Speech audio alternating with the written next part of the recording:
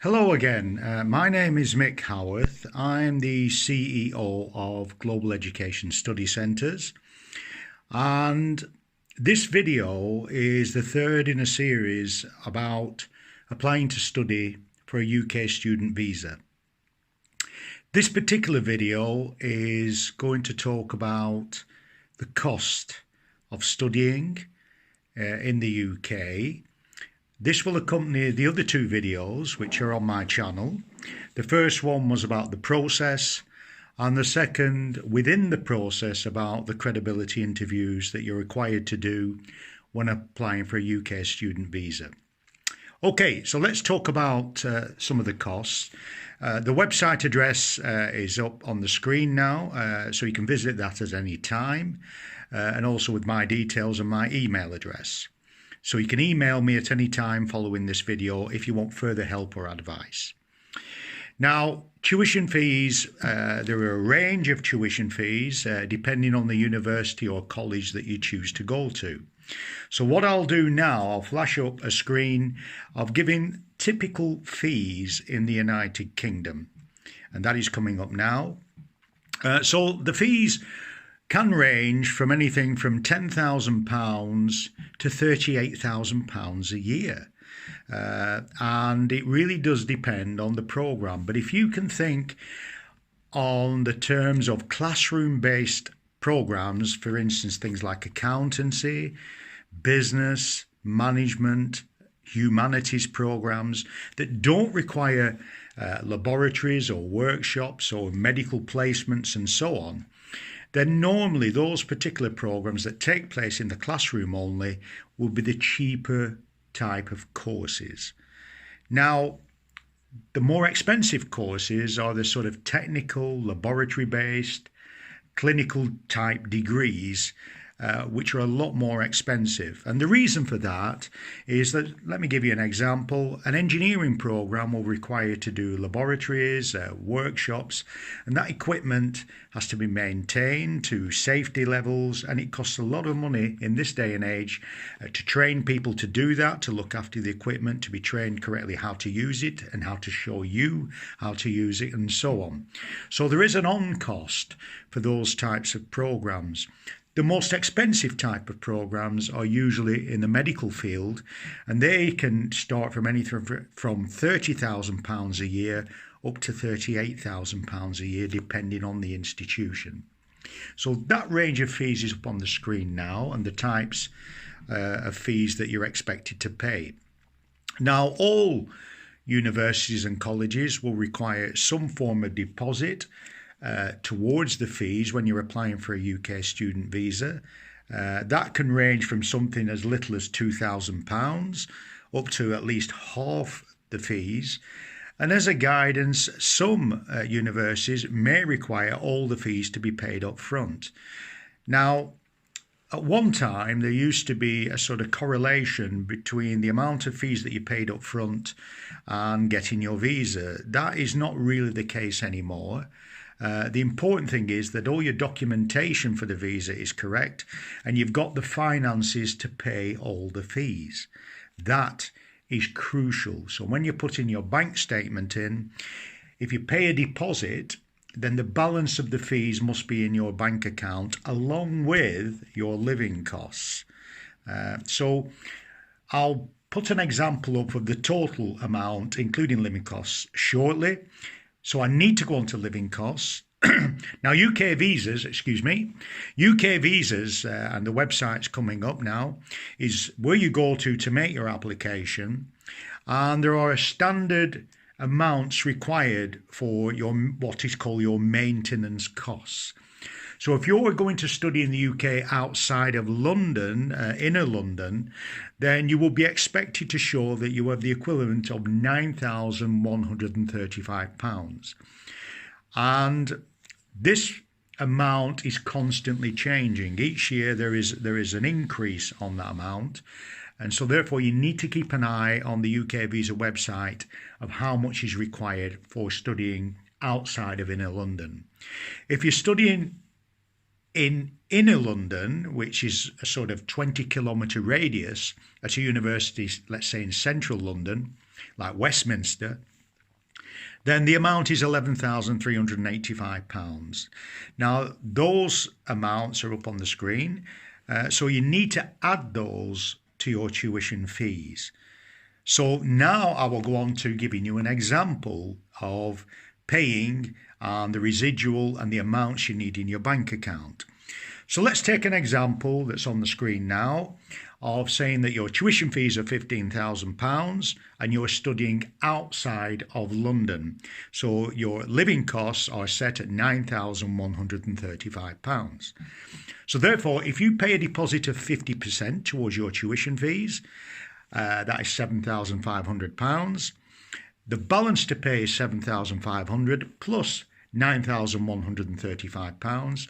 So the amount required in your bank statement must match that amount that's shown on the screen of £16,885. Sorry, I will have to start again. £9,135 plus £7,500 is £16,000. I'll cut this out. Let me start again. So what you require is £9,135 for your living cost, plus the residual balance of your tuition fees, which is £7,500. So quickly working that out up on the screen, £9,135 plus 7,500 is £16,635.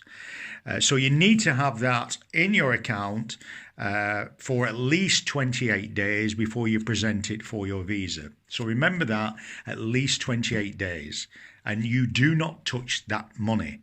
Okay, so if you apply for your visa and withdraw that money before your visa result is out, you are running a very, very high risk of being refused a visa and also getting a 10-year ban for putting forward a bank statement that doesn't match what you did at the application stage.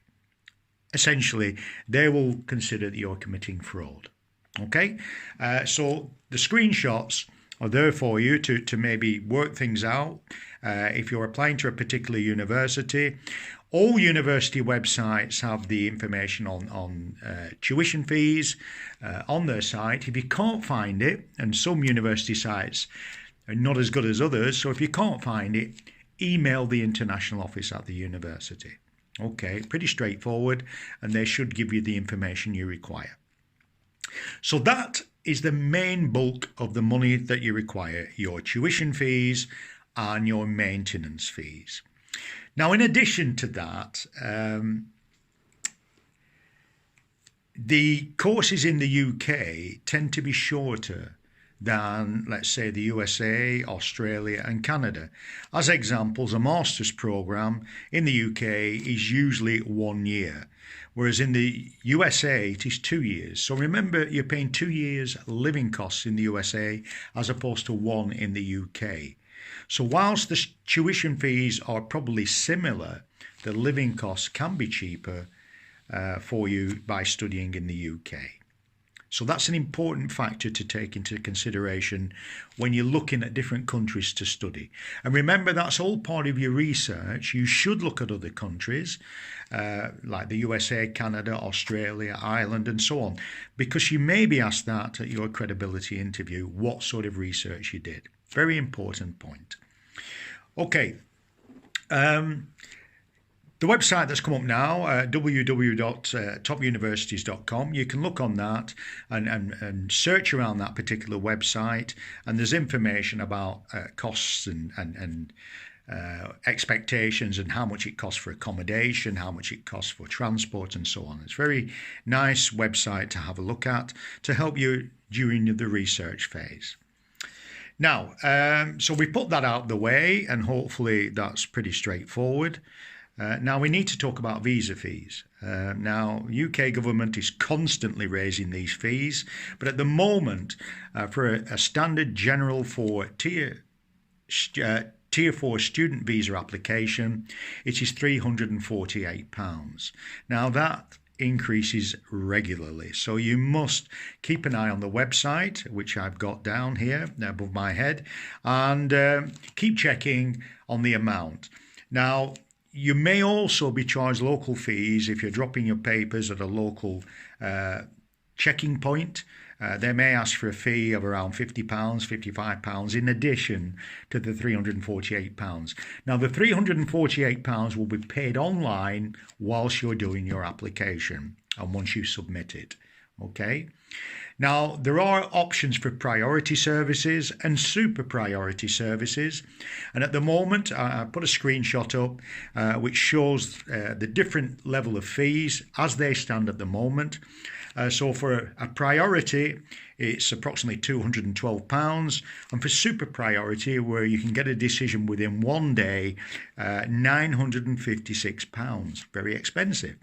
But it's a premium service, and usually if all is in order, you will be granted your visa within 24 hours. Unfortunately, if things are not all in order, they may be interviewing you, they may be checking on documents, you could be waiting a few days. So use this service if you're fully confident that everything you do is correct. And there's no reason for the UK visa authorities not to grant the visa. Okay, and particularly if you're in a little bit of a rush and you've left things a little bit late to join your program, then super priority is an option that you should consider. So those are the fees as they stand at the moment. Now, in addition to this, there is also what is called a health surcharge. Now, this was introduced about 3 or 4 years ago, and during the process of doing your application on UK visas, you have to pay this health surcharge, and it's rated depending on the amount of years that you're studying. Presently, it's set at £300 per year. So if you're doing a 3-year program, you have to pay a further £900 during the visa application for the health surcharge. And it's very important you do that. You'll get an acknowledgement when you pay, and that will be part of your visa application. Okay, so to sum up, you've got your tuition fees, you've got your maintenance fees, you've got your visa fees, and you've got your health surcharge. Okay, so I've summed this up and encapsulated it on the screenshot. Now, finally, there are obviously costs to get to the UK.